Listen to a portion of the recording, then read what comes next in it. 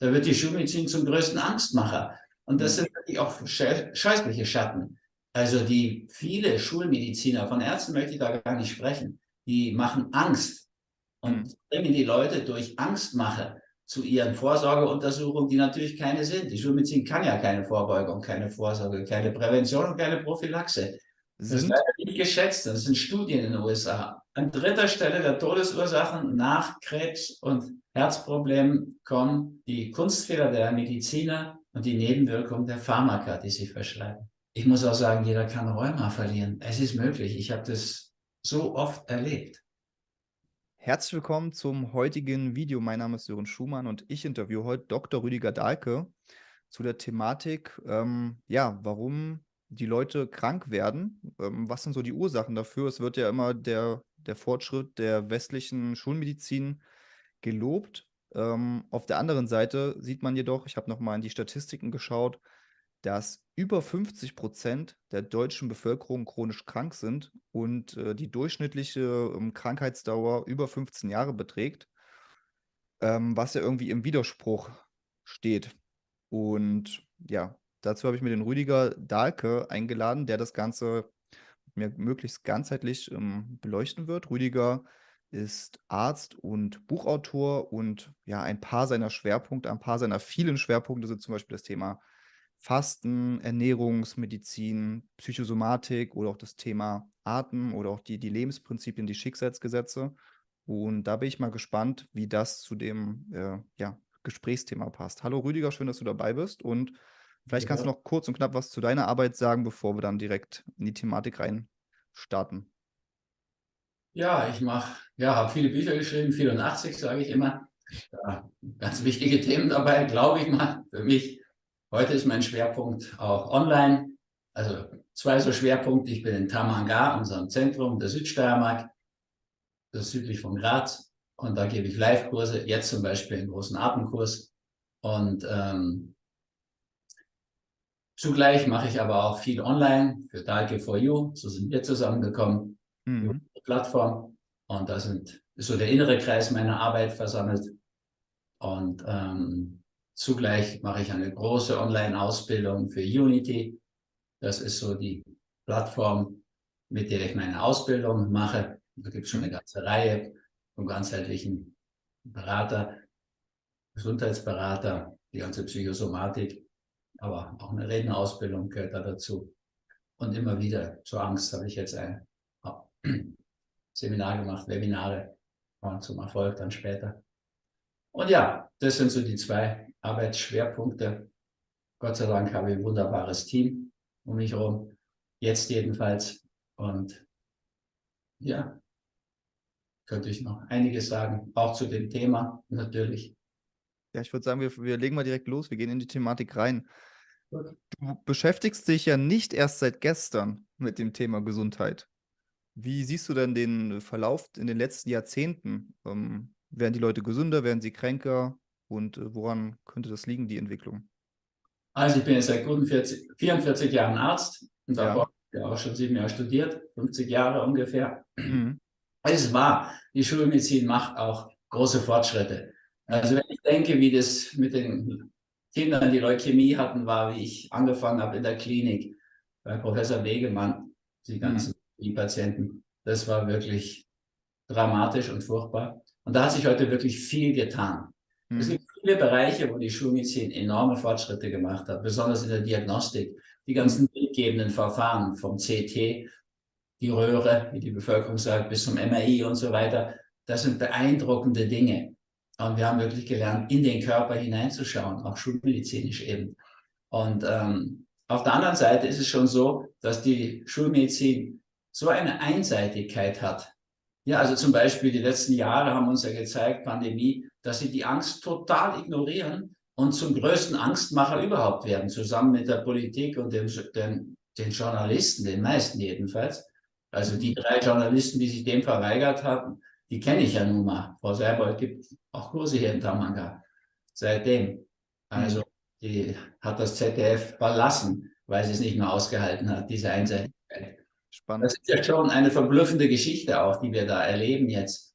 Und also ein Professor Dr. Christian Schubert, den ich sehr schätze, Psychosomatiker, der völlig auch fassungslos ist, dass unsere Themen, die Angst, so gar nicht mehr wahrgenommen wird. Da wird die Schulmedizin zum größten Angstmacher. Und das sind wirklich auch scheußliche Schatten.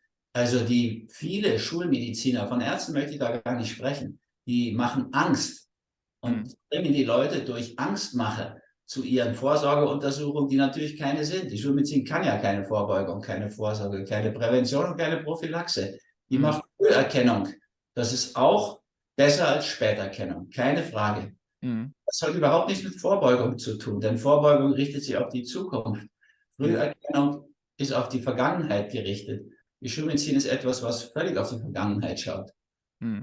Also einer so ein wesentlicher Punkt.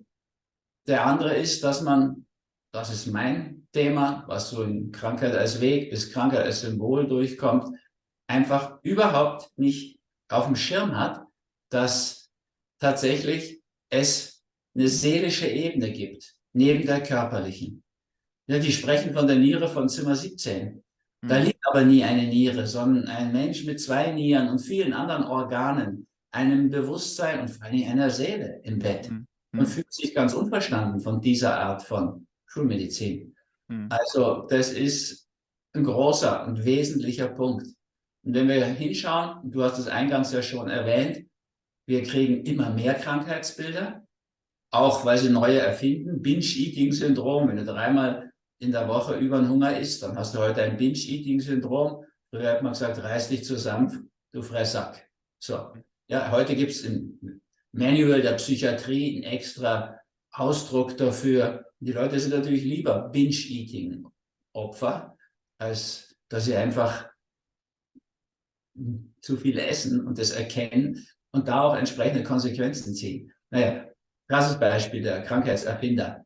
Also es gibt natürlich auch eine ganze Reihe neue Geschichten. Wir haben allein durch die Covid und vor allen Dingen diese sogenannte Impfgeschichte, die ja eine Gentherapie war, haben wir so viele neue Krankheitsbilder bekommen. Guter Freund von mir, Biagio Cremona, Norditalien, ist der Neurologe, Konsularneurologe und in vielen Krankenhäusern rum. Und er sagt, die sehen Krankheitsbilder in der Neurologie, die haben sie nie gesehen in den 40 Jahren vorher. Er ist nicht so alt, aber fast so alt wie ich. So, es kommt viel Neues dazu, aber der wesentliche Aspekt ist, so kriegen wir immer mehr Krebs. Krebs ist gerade auf dem Sprung, die häufigste Todesursache bei uns zu werden, vorbeizuziehen an den Herzerkrankungen. Da geht es um Wachstum. Wir haben einfach kein Verständnis mehr für die Notwendigkeit im geistig-seelischen Bereich, spirituellen Bereich auch für Wachstum. Und wenn wir das ignorieren und verweigern, dann sinkt diese Thematik in den Körper. Und dann ist Wachstum im Körper natürlich ganz, ganz dramatisch und schrecklich, geht in Richtung Tumorwachstum. Das kann dann gut und bösartig sein, aber eben auf dem Weg zur häufigsten Todesursache. Das heißt, da sterben immer mehr Menschen, nicht weniger. Also da läuft was ganz schief. Auf gleicher Ebene Herzinfarkt. Ja, also so viele Menschen gehen zugrunde an ihren Herzensproblemen. Ja, also wir haben einfach unsere ganze Herzensthematik zu wenig auf der Uhr. Wir sind total einseitig letztlich auf Geld fixiert. Ja, deswegen entgleist die Schulmedizin, so wie sie es tut, in meinen Augen ganz schrecklich, wird zum der Pharmaindustrie. Haben wir leider schrecklich erlebt in den letzten 3 Jahren.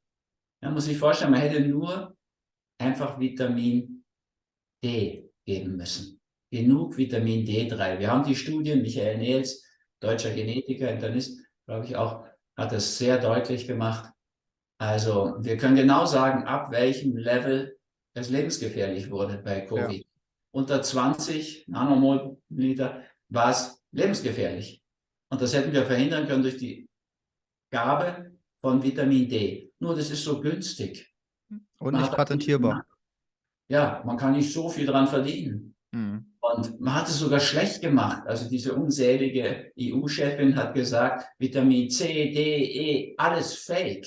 Ich meine, ich finde es gar nicht zum Lachen, weil irgendwann wird auch sie mal am Ende ihres Lebens dann sich erinnern, dass sie Medizin studiert hat Mhm. sich vielleicht auch fragen, wie viele Menschen sie auf dem Gewissen hat. Ja, diese Frau hat wirklich Hunderttausende letztlich. Also sind so viele gestorben. Und Mhm. auf solche Leute hören Menschen. Und Ja. das muss sie sich anrechnen. Sie hat die vom wesentlichen Vitamin D nämlich abgebracht. Muss Mhm. schrecklich für sie sein. Die hat mein ganzes Mitgefühl. Und Mhm. deswegen meine ich, ist das ja was Unseliges. Aber so viele haben sich diesbezüglich schuldig gemacht. So, die brauchen unser Mitgefühl. Über die brauchen wir gar nicht herziehen. Die Rache ist sowieso des Herrn. Da müssen wir uns nicht kümmern um sowas Ekelhaftes. Als Mhm. Ärzte schon gar nicht. Wir müssten schauen, dass wir die Seele wieder zum Körper ranbekommen. Also ich mache gerade so eine, und mache schon seit Jahren, vielen Jahren immer so eine Frühjahrskur, Detox, Fasten, Aufbau und eine Herbstkur entsprechend über Mhm. for You. Jetzt mache ich gerade so eine Abnehmen-Challenge, an der nehmen auch über 1000 Menschen teil. Und das jetzt schon einfach in der ersten Stufe nur. Also es ist so ein Bedarf. Ja, wir müssen unser Leben rund bekommen. Mhm. Ein erfülltes Leben ist der christliche Auftrag und nicht ein körperlich rundes Leben. Und so viele Menschen sind ja willens und ich erlebe das ja bei den Live-Calls und viele Videos aufgenommen dafür und auch ein ganzes E-Book geschrieben, Abnehmen, leichter leben, erleichtert leben. Also es ist so viel Bedarf da, dem die Schulmedizin überhaupt nicht gerecht wird. Sie kann bezüglich Vorbeugung nichts bieten. Sie kann bezüglich Übergewichtsgeschichte einfach nichts bieten. Mhm. Und sie kann letztlich in so vielen, so wesentlichen Bereichen gar keine Antworten finden auf das, was gefragt ist, was notwendig ist. Und es kommt noch dazu, dass die Krankheitsbilder immer früher kommen. Mhm. Also ich habe ab und zu mal so Parkinson-Fortbildung gemacht und beim letzten Mal bin ich da komplett erstaunt gewesen.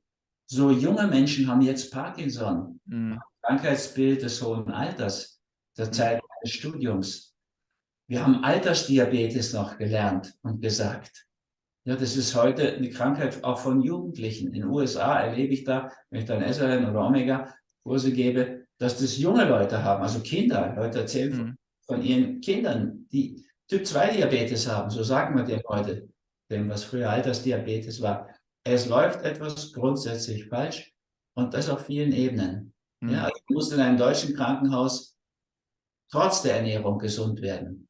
Nicht wegen der Ernährung. Dieses Essen ist katastrophal.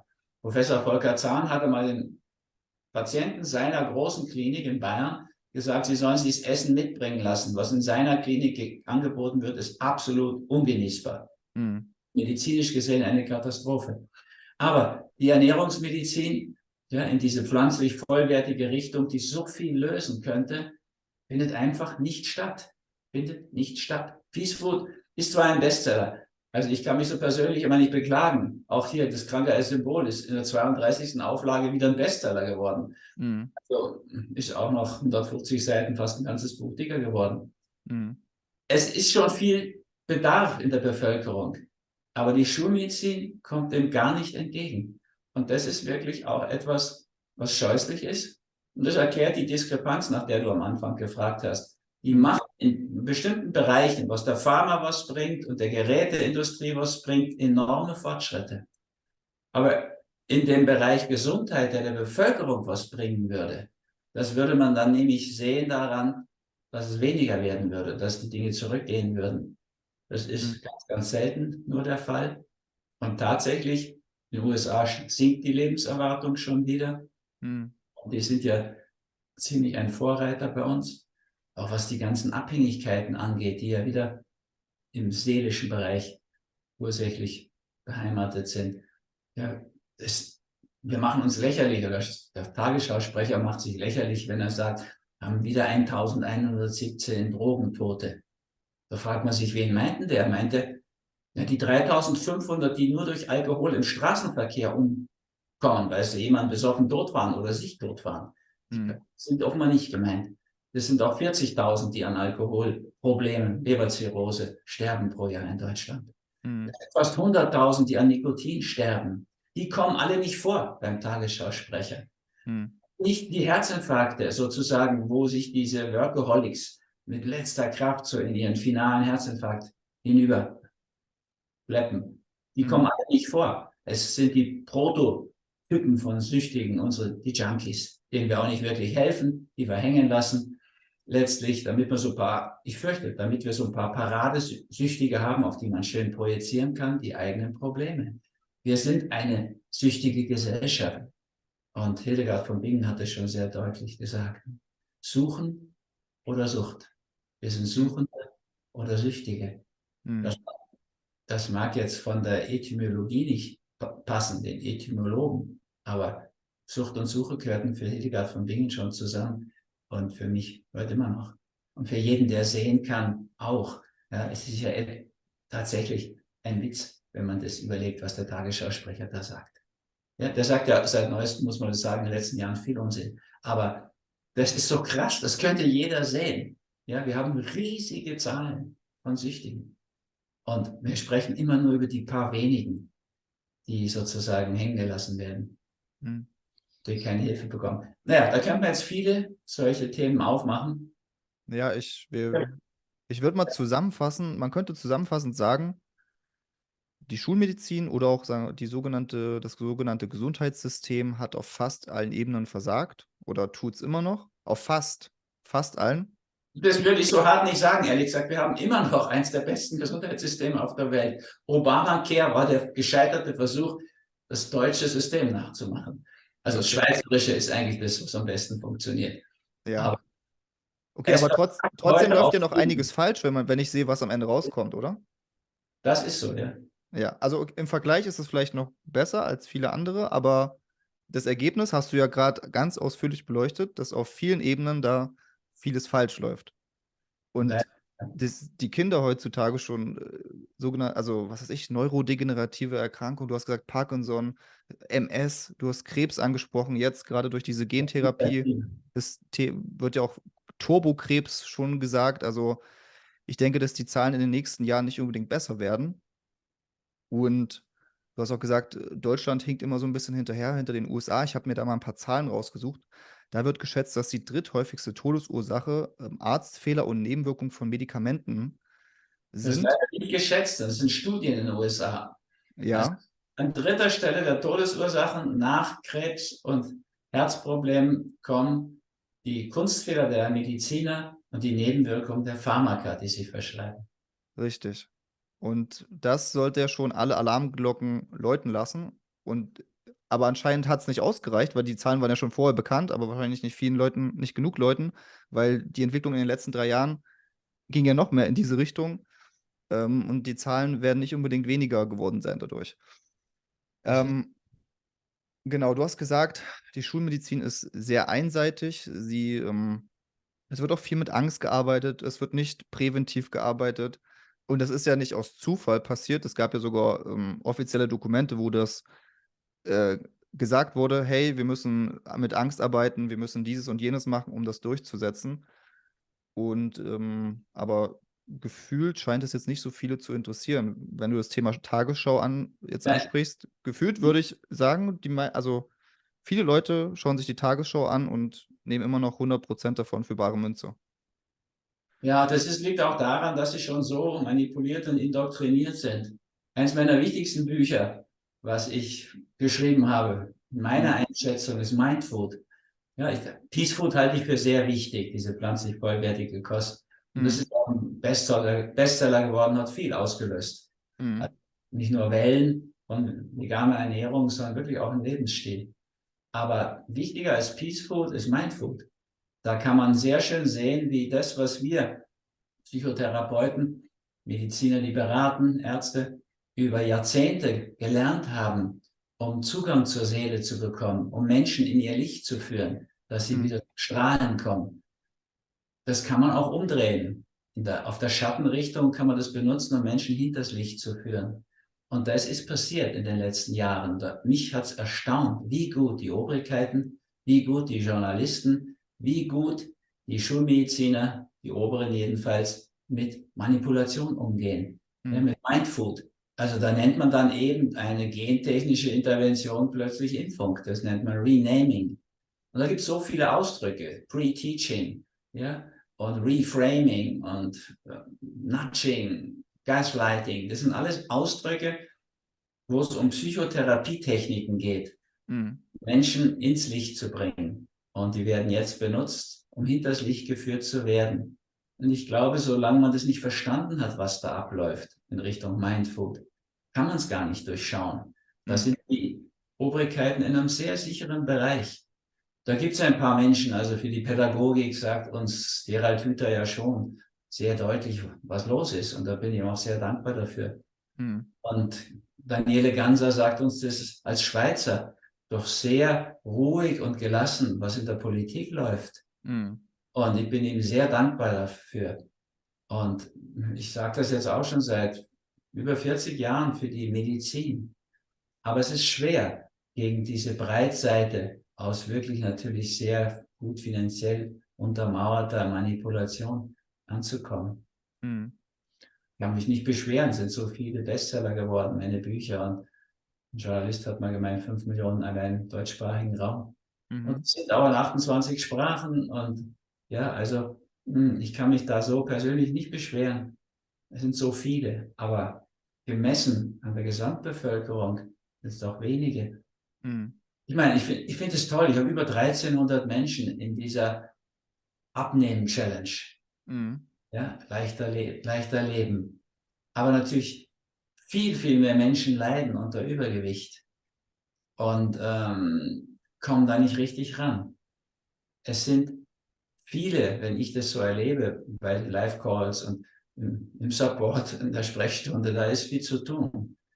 Und man denkt, alle Welt will jetzt noch schnell abnehmen und sich fit machen für den Sommer. Also so ein Andrang, dass wir schon überlegen, ob wir nicht im Juni nochmal sowas anbieten, damit man es eben vor dem Sommer noch schafft. Das ist so vielen Frauen so wichtig. Bademode sozusagen. Also da denkst du, so viele sind unterwegs. In Wirklichkeit haben wir eine zunehmende Übergewichtswelle. Die Amerikaner sprechen schon von einer Mischung aus Diabetes und Übergewicht, Obesity, Diabesity sagen die. Diabetes und Übergewicht gehen zusammen. Und wenn man in den USA ist, ist das noch erschreckender als bei uns. Wie viel extrem Übergewichtige es dort gibt. Bei uns sind sie eigentlich nur dick. Und noch nicht so extrem übergewichtig. Aber in den USA geht es in Bereiche, dass da schon der Rollator benutzt wird und so weiter oder ja, der Rollstuhl. Vor lauter Übergewicht. Und da kommt dann der Altersdiabetes oder Typ 2 immer mit dazu. Das sind ja deprimierende Situationen. Und das könnte man so leicht lösen. Jeder kann Typ 2 Diabetes verlieren. Ich habe das noch nicht anders erlebt. Ich muss auch sagen, jeder kann Rheuma verlieren. Es ist möglich. Ich habe das so oft erlebt. Aber man müsste wollen und man müsste vielleicht auch, ja nicht vielleicht, man müsste sicher auch erstmal erfahren, wie das möglich ist. Richtig. Da sorgt leider eine Journalie, ich kann das nicht anders nennen, dafür, dass das nicht passiert. Dass nicht eine Mehrheit erfährt, was hier gespielt wird und was alles möglich wäre an Chancen. Wir haben so viele Chancen. Okay. Ich würde gerne noch über das Thema Medikamente mit dir sprechen. Ganz grob geschätzt, mit deinem Wissen, mit deiner Erfahrung. Was schätzt du, wie viel Prozent der eingesetzten Medikamente, sagen wir mal in Deutschland, wirklich notwendig wären, wenn man die Leute dazu bringen würde, sich gesund zu ernähren, sich zu bewegen und so die Sachen umsetzen würden, die du empfiehlst in deinen Büchern? Wie viel Prozent der Medikamente wären noch notwendig? Fangen wir mal ganz anders an. In Schweden gibt es 2000 Medikamente und die haben alle wichtigen Grundformeln, Grundmedikamente. Über 100.000 in Deutschland davon sind 98.000 nicht überflüssig. Die füllen die Geldbeutel der Pharmakonzerne. Wir haben eine Pharmamedizin. Der Horst Seehofer hat es in Deutschland auch mal so wirklich gesagt, wie er resigniert hat vor der Pharmaindustrie. Der wollte das ja zügeln mit so einer Liste der wichtigen Medikamente. Also es ist schon mal so, das kannst du ausrechnen, wie viel 2 von 100.000 sind. Also ja, 2% sind notwendig. Schulmedizinisch notwendig. Aber wenn du jetzt so fragst, wie du mich gefragt hast, dann muss ich sagen, das kann ich wirklich auch nur schätzen. Aber ich kann so von mir und den Menschen in meinem Umkreis hier in Tamanga sagen, also ich habe in den letzten 50 Jahren an keiner Grippewelle mehr teilgenommen. Auch nicht an der jetzt großartig plakatierten und ausposaunten Covid-Geschichte. Ich Mhm. habe ja die meiste Zeit, also eigentlich immer ohne Mundschutz gearbeitet, weil da stand ja auf der ersten Charge der Masken schon drauf, dass sie für Viren nicht geeignet sind. Ne? Also ich habe das gelesen, ich habe in der Grundschule in Deutschland lesen gelernt. Das ist ja schon etwas, was du als Arzt gar nicht darfst. Ja, dann bist du ja gar nicht fähig für diese Maßnahmen. Das kam mir einfach so ein bisschen vor, der Versuch, Viren mit diesen Masken abzuhalten, wie wenn du mit einem Tornetz vom Fußball versuchst, Mücken abzuwehren. Das sind ungefähr die Größenverhältnisse, um die es da ging. Also habe ich das nicht gemacht. So, also ich habe die Patienten, auch die positiven, die Covid hatten, so behandelt. Und ich war dann 2 Tage positiv in diesem Test, Mhm. aber praktisch ohne Symptome. Ganz leichtes Nasenlaufen hatte ich mal 2, 3 Stunden. Also, das war's dann. Und ansonsten habe ich da nicht teilgenommen. Und auch sonst habe ich keinen einzigen Tag in diesen 44 Arztjahren bin ich wegen Krankheit ausgefallen. Das müsste aus meiner Sicht jetzt nicht sein. Gut, ich bin auch gerne Arzt. Und da gab es schon mal einen rauen Hals, wenn ich zu viel geredet hatte, was ja vorkommt, wie man Mhm. merkt und hört. Also, das gab's. Aber im Endeffekt fühle ich mich mit meinen 72 Jahren jetzt wieder ganz gut. Und wie ich beim Mhm. 50-jährigen Matura-Treffen war, habe ich mich gefreut drauf, war ich doch erschüttert, in welchem Zustand die anderen waren. Mhm. Mehrheit. Also wir müssen nicht so sein und wir müssten uns nicht so runterwirtschaften. Wir könnten, wenn wir konsequent, zum Beispiel mit einer Fastenkur, einsteigen in eine pflanzlich vollwertige Ernährung wie Peace Food, so wie wir es im Frühjahr und Herbst von bei Diet4You anbieten, da könnten wir unglaublich viel verbessern. Wir könnten ja schon einfach nur, wenn wir nach dem Duschen uns kalt, also beim Duschen, Wechseldusche oder heiß oder wie du es machst, egal, danach müsstest du kalt duschen. Gibt es eine holländische Studie, dass wir dann die Krankheitstage durch Erkältung halbieren würden. Also so einfach wäre das. Einfach mal richtig kalt duschen machen. Kann man kalte Duschen patentieren? Nein, deswegen ist es auch nicht groß propagiert. Schade. Es gibt noch so andere einfache Sachen. Ne? Durch die Nase atmen, um Gottes Willen, durch die Nase atmen. Jedes Organ so behandeln, wie es gemeint ist. Die Nase ist zum Atmen. Der Mhm. Mund ist zum Reden, wie man jetzt gerade sieht. Ne? Und zum Essen. Aber überhaupt nicht zum Atmen. Wir könnten Mhm. uns diese ganze Schnarcherei und diese Schlafapnoe und so, das könnten wir so minimieren, wenn wir nur einfach durch die Nase atmen würden. Oder uns am Morgen bürsten. Ja, das machen inzwischen ja Tausende. Aber es wäre gut, es würden Millionen machen. Dann wirst du jeden Morgen alle Reflexzonen bearbeiten. Und ich möchte es gar nicht mehr missen. Das ist so ein schönes Gefühl, sich morgens abzubürsten und richtig frisch zu sein und alles anzuregen. Also, das könnte ich so weitermachen mit solchen bewährten, einfachen Dingen. Das kostet einen Taschenbuchpreis, so eine Bürste. Du musst schon die mit den unsympathisch harten Bürsten von Damangan nehmen, die ich da ausgesucht habe. Alles Natur, kein Problem, aber Mhm. schon chemische Borsten. So, also keine Schweineborsten. Aber ich glaube, Sisal ist das. Mhm. Ziemlich intensiv und sollst du auch nicht gerade auf der weiblichen Brust anfangen, schon gar nicht auf den Knospen bitte, sondern lieber mal an Beinen anfangen und so und sich so langsam an die sensiblen Bereiche heranpirschen. Ja, also einfache Möglichkeiten, da gibt es so vieles. Und wir reden noch nicht von der Psychosomatik, von Krankheit als Weg bis Krankheit als Symbol. Das Mhm. halte ich für das Wichtigste, ehrlich gesagt. Und auch da, ich kann mich nicht beklagen. Also es sind über 100, also Hunderttausende von Krankheit als Symbol waren schon bis zur vorletzten Auflage verkauft. Mhm. Das ist wieder ein Bestseller. Das ist schon sehr verbreitet. Das steht in Küchen als Nachschlagewerk. Da bin ich wirklich jeder Hausfrau, die das macht, wirklich dankbar für die Kinder und ihr großes Kind. Mhm. Aber es ist natürlich viel mehr möglich, wenn es viel mehr Menschen machen würden. Ich glaube, dass wir wirklich von der Schulmedizin, wie wir sie heute haben, nicht die Methoden und so, aber von der Zahl der Krankenhäuser und der Manpower sozusagen weit über die Hälfte einsparen könnten.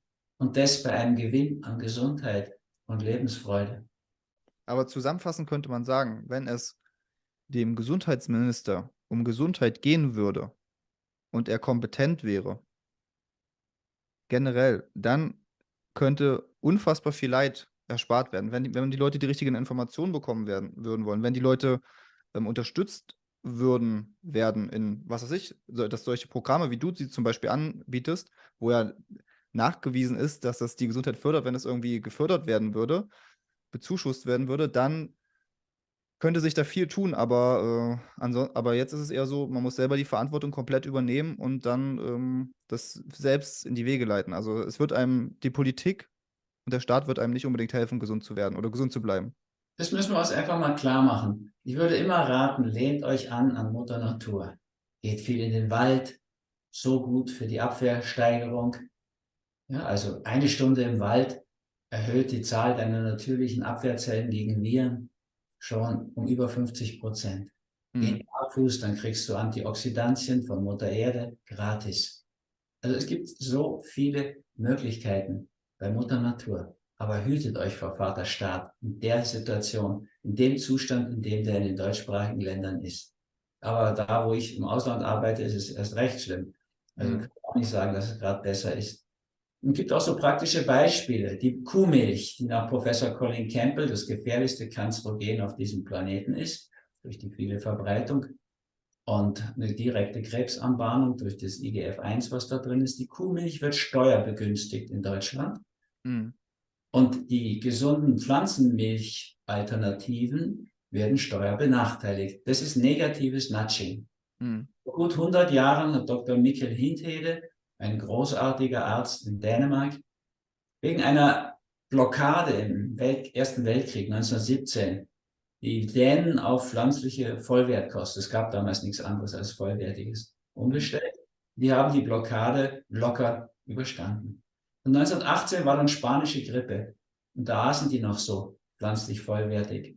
Und so Mhm. wurde Dänemark das einzige Land in Europa, wahrscheinlich auf der Welt, das keine erhöhte Sterblichkeit hatte.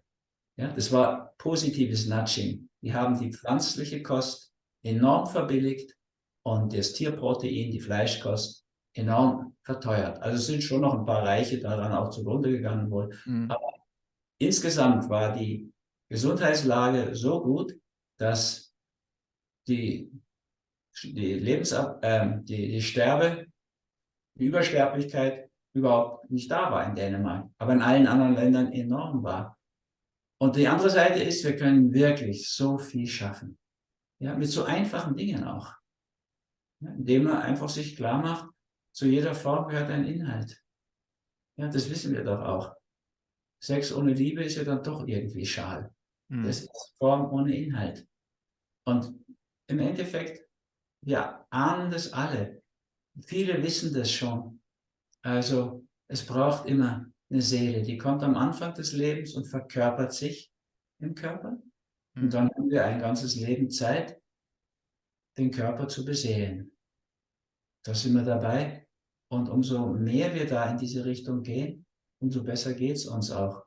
Umso weniger nehmen wir teil an diesen Krankheitsgeschichten, ja, die einem zum Teil auch in die Wiege gelegt werden. Aber selbst da wissen wir heute durch die Epigenetik, Epi heißt oben auf, also oberhalb der Genetik steht die Epigenetik. Lebensstilveränderungen. Gesund essen, sich gesund bewegen, gesund entspannen, gesund atmen. Es gäbe so viel einfache Lebensstilveränderungen, die wir leicht vornehmen können. Und die sind wirklich sehr, sehr hilfreich.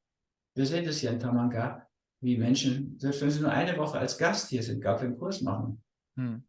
kommen ja auch Gäste hierher einfach, wie die aufleben.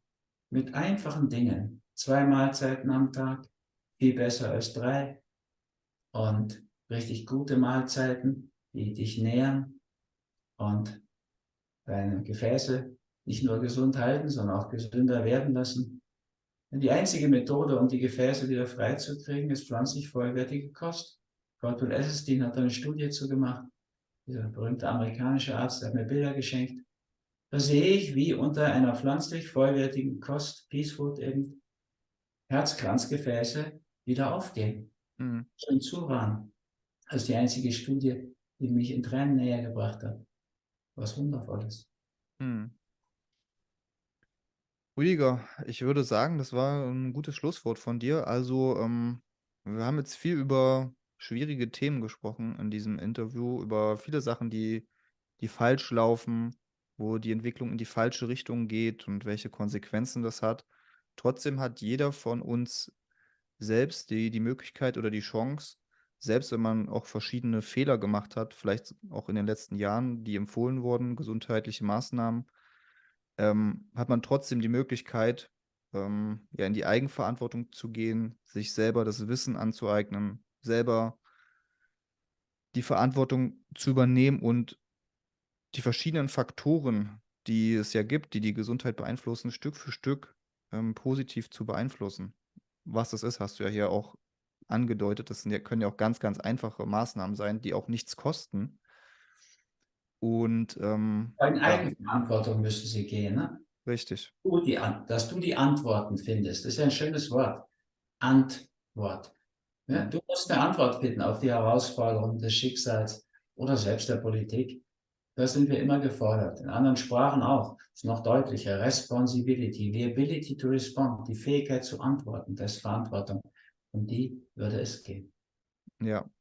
Und auch es kann auch sein, dass vielleicht man am Anfang ein bisschen überfordert ist mit den ganzen Faktoren, die eine Rolle spielen oder mit den ganzen Sachen, die man vielleicht in seinem Leben ändern möchte. Aber ich denke, wenn man Schritt für Schritt, sich Stück für Stück da, reinarbeitet, reinliest und die Sachen auch natürlich auch umsetzt, dann, ja, ist da eine große, Reise in Richtung Gesundheit, möglich mit mehr Eigenverantwortung und natürlich auch mit 'nem ganz anderen Lebensqualität, als wenn ich jetzt meine Verantwortung abgebe und nur das, mache, was mir Karl Lauterbach sagt. Ja, das wäre, glaube ich, das Letzte, was man machen dürfte. Gut, haben wir noch mal da in die Richtung was gesagt und ich denke, die Message ist angekommen. Und ja, Rüdiger, vielen Dank für das tolle Gespräch. Hat mich auch selbst sehr bewegt. Du hast noch viele andere Aspekte reingebracht in die Thematik. Und ja, ich gehe davon aus, dass es ein sehr großer Mehrwert war für die Zuhörer, Zuschauer. Und natürlich, wenn euch das gefallen hat, dann teilt das auch gern mit euren Liebsten und leitet dieses Video oder diesen Podcast weiter. Das würde uns allen sehr helfen und dann können wir vielleicht noch den einen oder anderen mitnehmen auf die Reise. Vielen Dank, Rüdiger. Gern und denkt immer dran, Mitgefühl, nicht Wut und Zorn. Das reduziert unsere Abwehrkraft. Mitgefühl ist auch für euch gut und würde auch Herrn Lauterbach gut tun und wer immer da betroffen ist. Okay, in diesem Sinne, bis zum nächsten Mal, Rüdiger. Ciao. Tschüss.